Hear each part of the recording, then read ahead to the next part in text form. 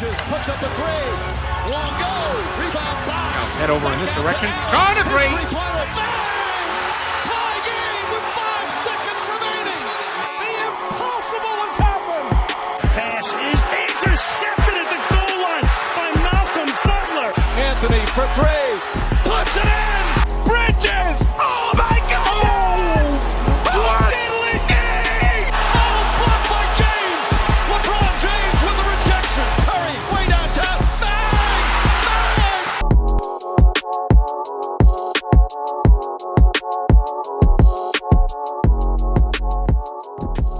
We are back, guys. Welcome back to Camp's Corner. Today we've got none other than God Shammgod Jr., the son of Providence College legend and an NBA vet as well, and God Shammgod, and currently the assistant coach for the Delaware Bluecoats, the G League team for the 76ers.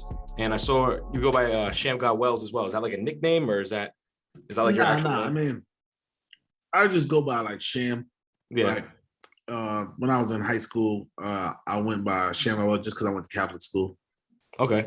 So let's get right into it. So where were you born and raised, and where did you start growing up playing basketball? I was born in New York City, raised there, Harlem, New York. So I mean, growing up, I've been playing basketball probably since I can remember, probably since I was like 3 years old. Been playing. My dad played, so he always had me around basketball. Everybody knows in New York City, it's a bunch of basketball courts, stuff like that. So I was always just getting my basketball, going outside, trying to find a court to play at, to be with my friends. That's what we enjoy doing. Mm-hmm. That's what we love doing. So I would probably say from 3 years old on, I was playing basketball. Did you have like any other sports you played, or was just basketball like kind of like your main priority? I played football. I played football for maybe like summer. Mm-hmm. I didn't really like it. It was too hot. It was too much pads. Yeah. Stuff. So I mean, basically just basketball. I did track my freshman year in high school, like cross country, mm-hmm. and I didn't really like it.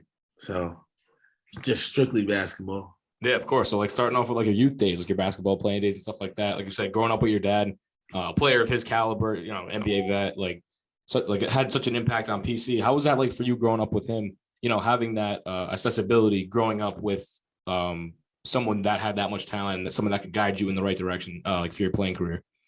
I mean, it was great. Like my dad did a great job of never forcing me to play basketball, right. Never like forcing me to work out, do things like that. But just being able to have him there firsthand and to be able to see it up close and personal.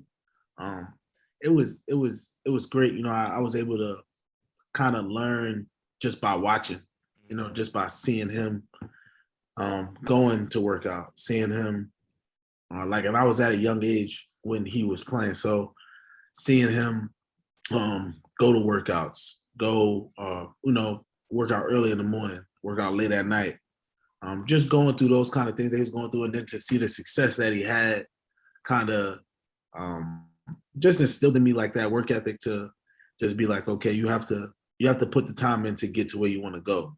And I think that was like the main thing, like one of the biggest takeaways that I took from it was just how much you have to work in whatever you want to do, mm-hmm. whether it's basketball, whether it's football, whether it's, just being a teacher, something like that. Like you have to put the time in, you have to put the work in, and that's the only way that you have success.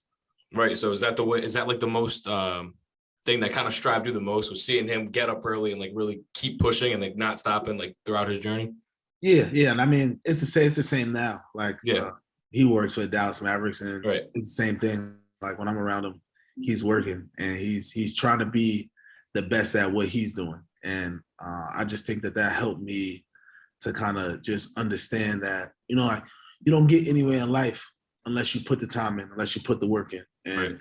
that was probably like the biggest thing for me, because that ties into basketball, that ties into outside of basketball, everyday life, just things like that. You got to put time and effort into what you want to do. Yeah, most definitely. And I've gone by that throughout my whole journey. When I started this about like a year ago.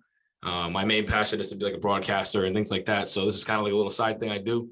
Mm-hmm. So I completely understand, completely agree. But like along those lines, did you feel like pressured to live up to a certain expectation once you started to get to like the next level of your play? Maybe a little bit, like never from him, never from like my family, just from like outside people. You know, like growing up in New York, I would always hear like, "Oh, you're not as good as your dad," or "You wouldn't be as good as your dad," or whatever the case is. And I would say maybe when I was younger, maybe like between the ages of 10 to maybe 14, that kind of like messed with me a little bit. But as I got older, it was just more like, I have to be the best version of myself that I could be. I got to be the best basketball player that, I could be. Right. So just learning that, and my dad telling me that, and my parents and my mom telling me that, my grandparents telling me that, like, that just helped me to just, be the best version of myself. Mm-hmm. Yeah. So like your high school days, like you said, like kind of got in your head a little, like when you were like a young teenager, then you started to mature a little bit, and those college offers start rolling in. When did you start realizing, or like start seeing these college offers as your play like started to grow and develop and get better over time? So the crazy thing is, like, so I went to one high school. I went to St. Raymond's first, and then I transferred to my dad's high school, to LaSalle. And the crazy thing is, I didn't even have college offers. Like I had interest from like maybe 2 schools, but I didn't have any offers. I graduated. I was younger than I graduated at 17. So when I graduated, I wound up going to prep school. And then when I went to prep school and I finished prep school, then I had I had an offer, and then I took too long, so they offered somebody else. And then I wound up, the story about how I got to my college was crazy. It was a guy that worked with us and called me one day. I was in the gym and called me one day like, "Yo, this school wants you to come out there. They're a Division II school. They want you to come. They want you to work out and stuff, and they probably gonna offer you a scholarship." So I'm like, "All right, cool." So he comes, picks me up, like from the block that I lived on, and he got a pit bull in the back seat. And now, mind you, this school's in West Virginia, so it's 6.5 hours away. Yeah. So the whole ride, I'm riding like in the car. I'm sitting in the front seat, and the pit bull is literally like on my shoulder. Like just like breathing in. I'm the whole ride. I'm just sitting and I'm like, all right, don't turn around, or don't move too fast, because this pit bull might attack you. Like, I have no idea. I've never seen this dog before in my life. So I wound up riding down there, and they offered me, and then I just signed on the spot, like being there. You know what I mean? So I wasn't one of those kids that had like a bunch of offers and all that stuff. I feel like I got a lot better when I got out of New York. I started to be better, because there's so much other stuff that you could do while you're in New York.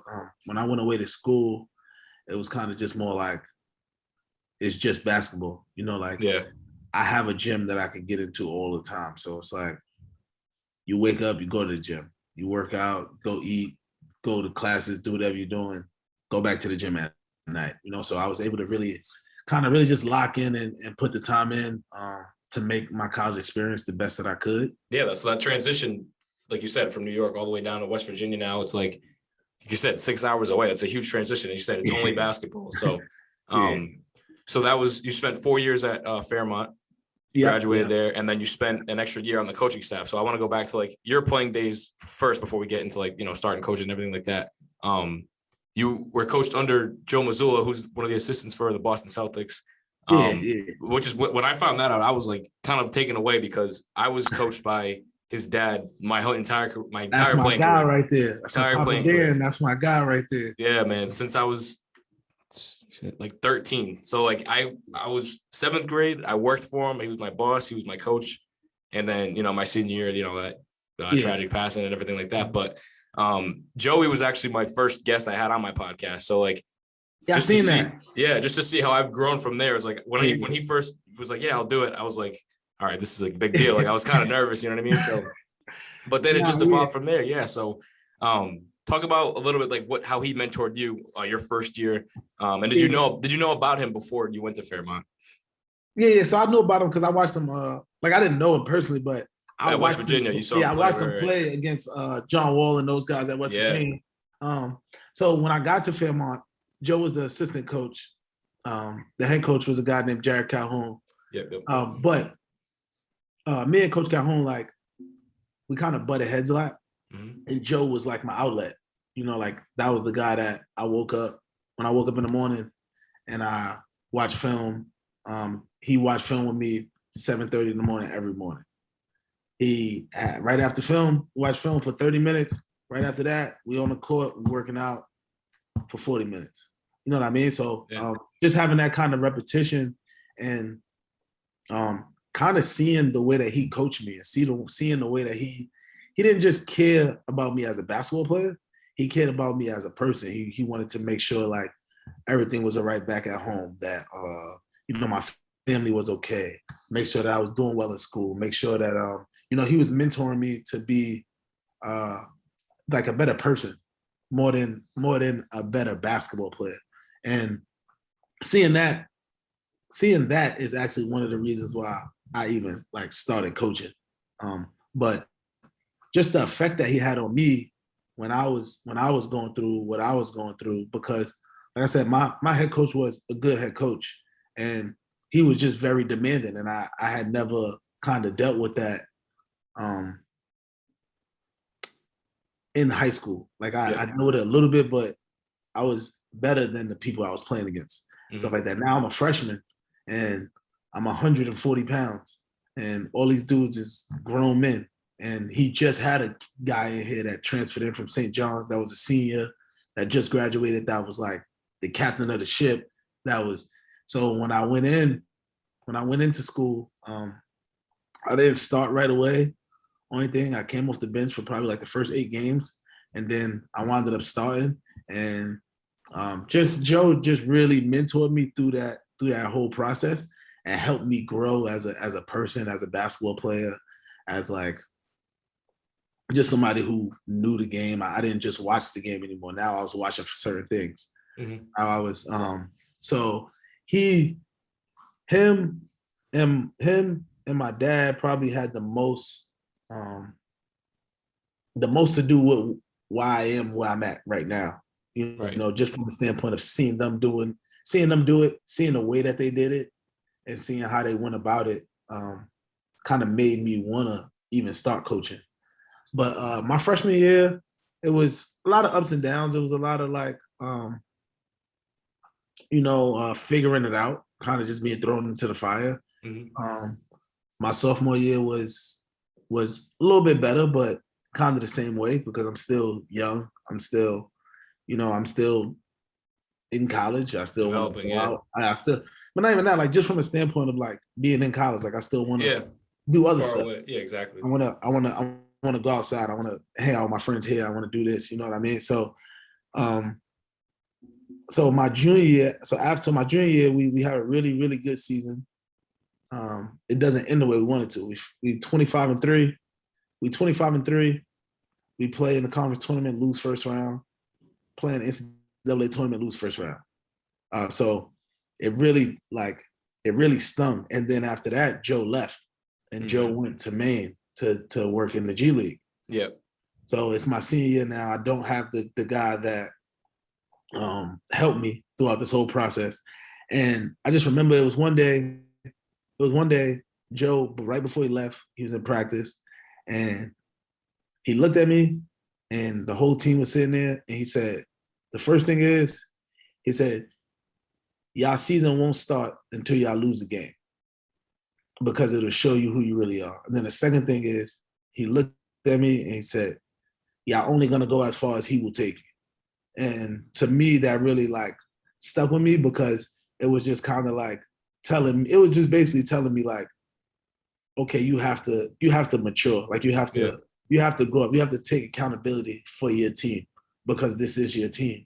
And that helped me tremendously. And him not being there kind of made me grow up. It made me understand what Coach Calhoun was talking about, and it made me and Coach Calhoun's relationship better. When I started holding my teammates accountable and I started doing all those things. So that year, we wound up starting the season 21-0, and then we wound up making it to the national championship, and we lost to Northwest Missouri, who was a good team and stuff. But we had a great season. We finished 34-3. And, I was able to reach the goals that I wanted to reach that I had for myself. I wound up breaking the steals record and the all-time assist record and doing that stuff. So it was great. And I want to give a shout out to my school because they having like an alumni thing today. I couldn't go to it because I had work, but it's always great to just like kind of relive those moments, talk to my old teammates and stuff like that, because that was the time where, like we didn't really have a care in the world. We were just playing basketball, just, trying to be the best that we could be, trying to, just build that bond and build that brotherhood. And, it's great to be able to even talk about, like that team and the people that we had. Yeah, that's awesome. That sucks that you weren't able to go to the alumni day, because I'm sure they would have probably like had something for you guys, because you guys had such a positive effect on the team. And like you said, all-time assist leader, all-time steals leader. I was going to mention that. I forgot to, but so talking about like a little bit more about Joe, one, like just from hearing those stories, it literally sounds like Coach Dan, like his dad. Like for me, that's exactly what he would do in practice. He'd pick out guys, like you said, how he singled out you, and that clicked in your head, was like, all right, I'm the guy, I'm the point guard, I got to lead my team. And a lot of those, that happened more so in my junior season, like for me and two other my guys. And then my senior year, he pulled us aside to the same thing. And then that's when he got sick, so he wasn't able to coach. But it's so cool to like hear those kinds of stories and like how small the world really is, just to see how all the connections go and things. So like for me, and the crazy thing is Joe, when I first got there, Joe told me like his dad had season tickets to Providence. Yep. And he would always go watch my dad play. And it was crazy like how it kind of worked out, because Joe was like, I used to watch your dad play like all the time. And now for me to be sitting here coaching, you know what I mean? Like it's amazing. So it was just, like I said, it was great how that worked out. And my mom, like even my mom said it today, I really believe that like God put me around the right people. You know what I mean? And Joe was, even still to this day, like we still got a great relationship and everything. I was actually just up there for when they played against the Bucks. But he's like, like he will be a friend of mine forever. Like that's like my guy right there. That's like my guy. What's it like to see him in the NBA now? I mean, it's great. Like if it's anybody who deserves it, it's him. Like that dude, even working under him, like that dude, he works. Like, like he puts the time and he loves his job. He everything with him is just basketball. It's basketball. It's how can he get better? It's how can he stay in the best shape? It's how can he make his players the best? It's, you know what I mean? And then even the people that work with him, he wants to make you better. He genuinely wants to see you do the best that you can do. You know what I mean? And having somebody like that, especially in the setting of like the NBA where it's like a lot of business and stuff like that, it's just super genuine. And I'm just, if it's anybody who deserves to be in the position that he's in right now, it's him. And I'm just happy that, everything that he worked for is coming to fruition, and he is having the success that he's having, because, like I said, if it's anybody who works and who work ethic I would want to match one day, it's Joe's. Yeah, and man, those Mazzullas were born to coach, man. I think all of them have some kind of coaching experience. I was coached by his uncle. I was coached by his grandfather. I was coached by almost all of them. So, and they can't. And the crazy thing is they can't turn it off. It comes in real life too, off the court. Exactly. Yeah, like Papa Dan, like Papa Dan, he used to come down there. To Fairmont. You know what I mean? Like, we in the tournament and stuff. So like this is maybe a year. This is maybe a year and a half. Like before he passed away. I had all the red shirts when I was at Fairmont when I was working for Joe.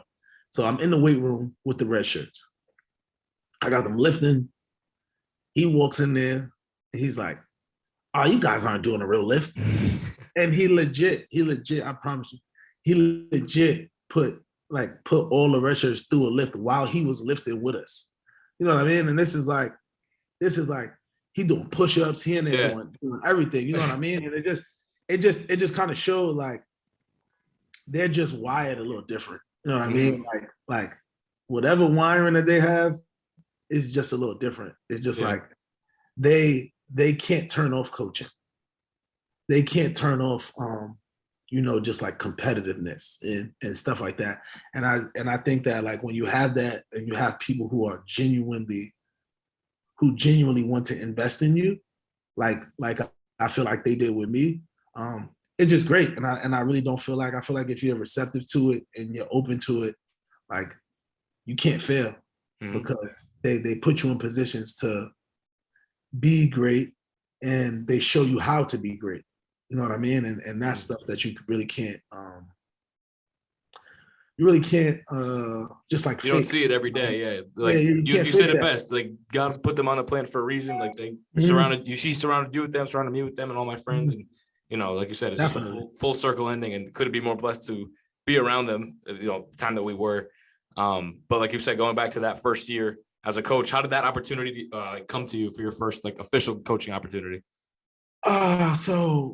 So right after I finished playing, this is like right after the national championship.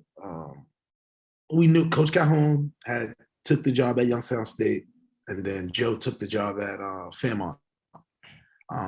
So we knew that, and I kind of knew already that I wanted to get right into coaching.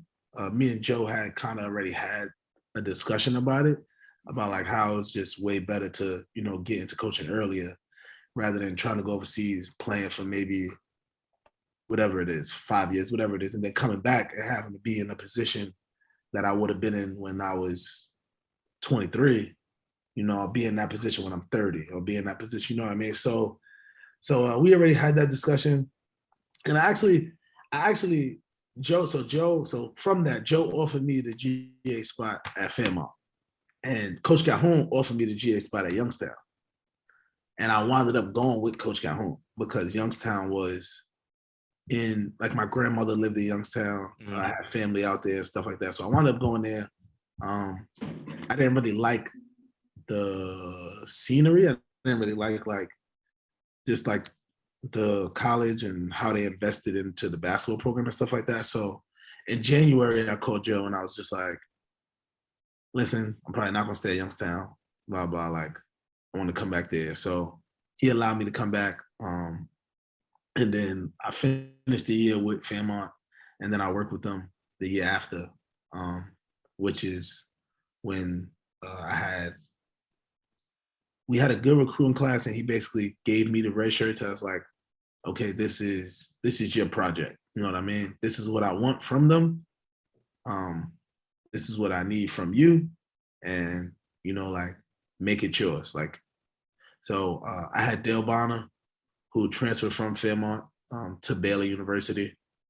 I had RJ Sunahara, who played, he plays at Nova Southeastern, and he was probably, he was like defensive player of the year. He got freshman of the year. Dale got freshman of the year as well. And he might have got player of the year or something like that in the conference. Then I had Seth Yonkin, who plays at Fairmont, who really, really good kid, really good rebounder, screener, finisher around the rim.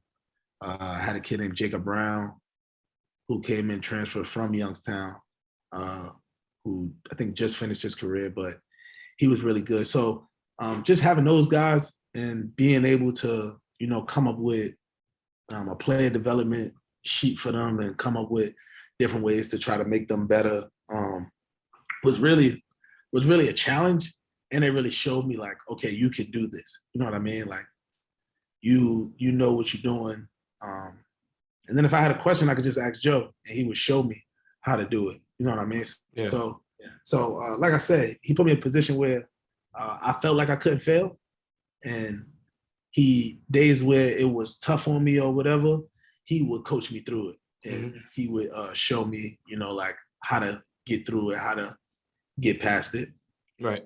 Yeah. Before I get into a couple more questions, I do want to ask you, the perspective. So like as a player, looking at the game, I've asked a couple of coaches this before, and they haven't really said the same thing. It's kind of along the same lines. But how has the game kind of changed, maybe in your eyes, coming from like a player perspective and all your life, and now you're on the coaching side, and you're, like you said, coming up with playing schemes and workouts and everything like that for all these players? How has that changed throughout the years for you? So I mean, it's two ways that I kind of look at it. It's like when I watch games, like when I watch the finals, Yeah. I'll watch it to see like what schemes they're doing, or to try to see like, okay, are they trying to attack this person? Are they trying to? Is there a reason why they're playing this defense? Or how is their offense flowing? What are they looking for? Stuff like that is more stuff that I didn't look at before, and also because what I do is I am an assistant coach for the Bluecoats, and then I also do a lot of play development stuff for like the rookies that come down with the Sixers and stuff like that. So I try to look for different ways to make them better, to put them in positions to be good. So when I have a player that comes down, I'll look at him and then I'll look for an NBA comparison. And with that, now when I watch the games, if that person is playing, I see how they are effective. And then I try to just add that into what I'm doing on the player development side. So it did change a little bit, because before, you just watch as a fan and you just watching like, oh, they did that. Oh, they did that. Like, that's cool. Now it's more when I'm watching the game, I can kind of see like, okay, they're up to touch, or they're in the drop, or they got the low man coming over, or they're helping from the strong side. You know what I mean? So it's just like seeing those different things, because I sit on the sideline and I coach it. Now I can actually like see it. Whereas before, I didn't see it. I didn't see X outs. I didn't see rotations. I just kind of just watched the game. Now I actually see those things, and I'm able to like, dissect them, and kind of like, when I talk to Joe, I'm able to say, okay, why did you do this, this, and this? You know what I mean? Or when I talk to my dad, I'm able to say, like, why did y'all do this? You know what I mean? What's the reason for this? And able to just like learn and try to grow myself, just watching the games now. Yeah. So what goes into like your day? Like, as like now you're with the G League. Before I ask you like how you got into it and things like that, what's like your day like revolves around? How do you go about your day, and what are the types of things you do to kind of, one, prepare players, and two, like kind of prepare yourself for what's like to come? So like when I'm in the G League, because right now I'm with the Sixers. We're going through summer league stuff or whatever. But when I'm in the G League, it's basically we have practice at probably like 10:30, 10 o'clock usually. So I'll get there. I'll try to get there early and text a couple guys like do they want to work out? Do they want to shoot? Whatever the case may be. Each person is different with guards. And if it's before practice, I'll usually do like more just ball handling and shots, like just getting them ready for the day. We might do a couple finishes, whatever, but it's most likely just ball handling, couple finishes, and then like spot shots. Then after that, we'll go through practice. Well, I have a coaches meeting first, where we'll talk about what we want to do in practice, what drills we want to do, what do we need to build on, what are we trying to get accomplished. Then we'll go through practice, and then after practice, usually the guys stay, get shots, and then I'll kind of work out, or either I'll work out before or after, but I usually work out. And then when I go home, I usually try to, if we had a game or if I got film from practice or something like that, I'll try to watch it, break it down, so then I can send film to the guys while they're at home. So just so stuff that they could like look at, and then maybe it's like, okay, look at this, come in early tomorrow, we'll work on this. So you're around like the younger guys and stuff like that. You said like the rookies coming in and like players in the G League. Yeah. So usually, so like the Sixers this year, they sent down Jaden Springer. They had Paul Reed, Charles Bassey, Charlie Brown Jr., Miles Powell. So they'll come down, and when they come down for the Sixers, it's basically like, okay, what do the Sixers need them to do? And then they're different from they're different from somebody that's like Braxton Key or Haywood Highsmith. They're different from those guys because those guys are more, yes, they are on our G League team and they might try to be on the Sixers one day, but they're also trying out for 29 other NBA teams. Yeah. So the stuff that I do with them might be a little bit different than the stuff that I'll focus on with Jaden or Charlie, you know what I mean, or Miles, because the Sixers need them to do a specific thing. Whereas these guys have to be more well-rounded, more like just play a bigger position. So they will work on like different things. Yeah. So obviously the talent shifts from college, obviously, to the NBA. But like the guys that you're working with are like young. They're like incoming rookies, or they're guys maybe in like their second or maybe even third year. So like your coaching style, how did you get like the gig with the Bluecoats, and how did that opportunity come? And two, like how has maybe like your coaching style changed, or how has it stayed the same from that transition? So how I got the job, Joe actually invited me to be a volunteer assistant with the Boston Celtics in the summer league. Okay. So I went, and I was actually just down there just hanging out. Somebody asked me to go to a dinner. And at the dinner, I met Kobe Carl, George Carl's son. And we just talked basketball for maybe like an hour and a half, 2 hours. And then when he got the job with the Bluecoats, he called me and, he just asked me, like, did I have anything? Did I want to do it? Then they interviewed me. And then I accepted the position with them. So like, that's how I got it. And then, no, it hasn't changed. Like at the end of the day, I always coach people the same way, because at the end of the day, like it's all people. And my biggest thing is trying to, emulate what Joe did. You know what I mean? It's just like, as much as I want to make you a better basketball player, I also want to make you a better person. I also want to, because everything that you do off the court is gonna affect you on the court, So just the biggest thing with these guys is more technical. Yeah. It's like just with the younger guys, it's more with the college guys, it's more like, okay, we're doing everything. We're gonna hit everything today.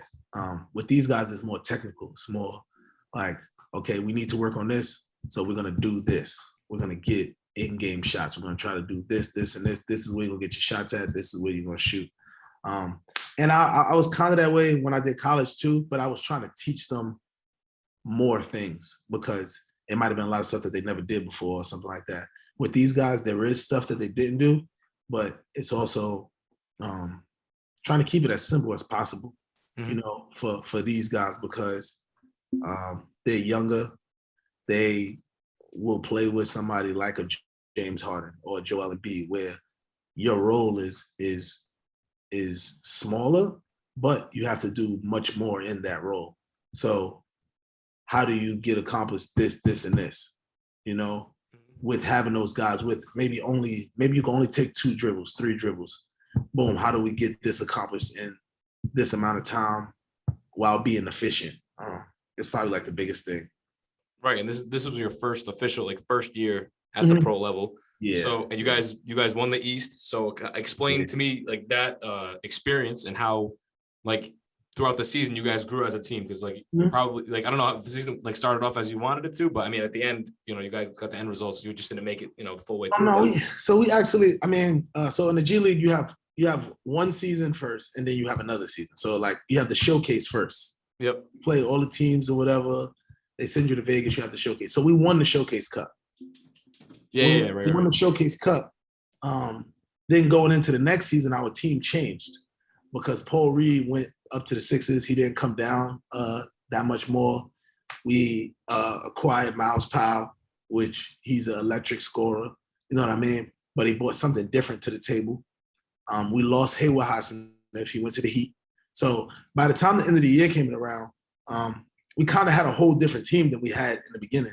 Like we had our staples, but we had a different team. And even in the playoffs, we lost Braxton because Braxton went to Detroit Pistons. So with our success, with us winning, came guys moving on.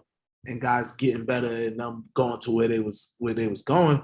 And with that, I just think the biggest thing, Kobe. So Kobe called. I coached with Isaiah Fox and JP Clark.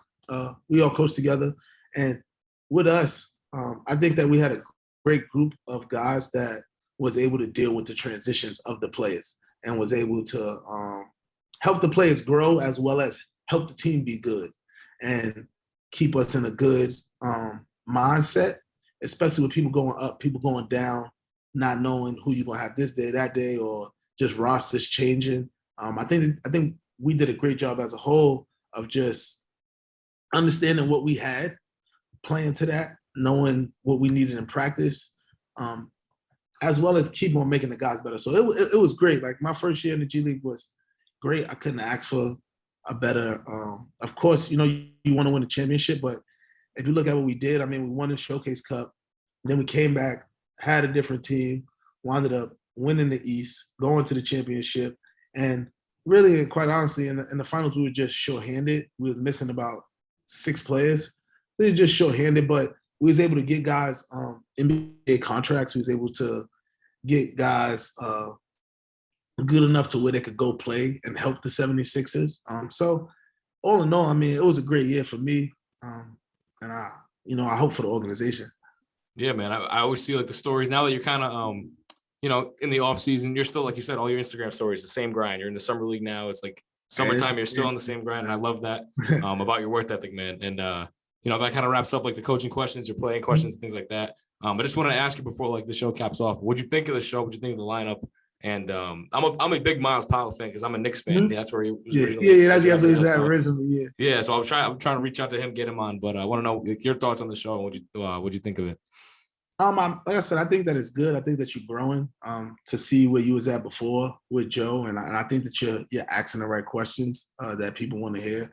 So it's great. And the same thing I'll tell you is like, just don't stop working. You know what I mean? Like, just keep on working, keep on trying to get people up here, keep on trying to, pick people's brains and talk to them because as you work is as big as your show is going to grow. The reason why I do the same grind thing is just because I'm trying to show people that, like whatever you want to do, you can do it. You just got to work. You got to do it. Like there's no shortcuts. There's no shortcuts to being successful or to getting where you want to go. If it's a wall right there, you got to get through that wall. So how do you get through it? You just keep on hammering away at it. You just keep on hitting it. One of the guys that I work for, Coach Lombardi at IUP, after I finished working at Fairmont, he will always say, it's a story in the Bible about the stone cutter.